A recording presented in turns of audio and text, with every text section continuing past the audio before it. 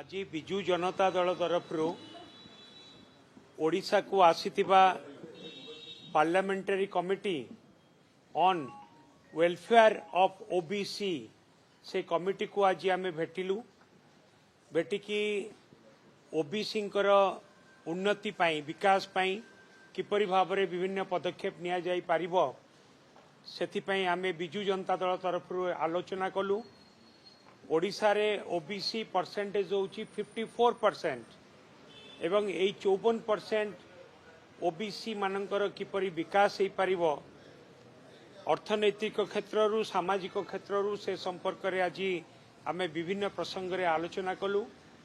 जेतेबेले 2011 SEC list हेतिला सेतिरे कौनसी caste basis census नथिला। आमे parliamentary committee पाखरे आज डिमांड रखिछु कि कास्ट बेसिस सेंसस करा जाऊ एवं ता सहित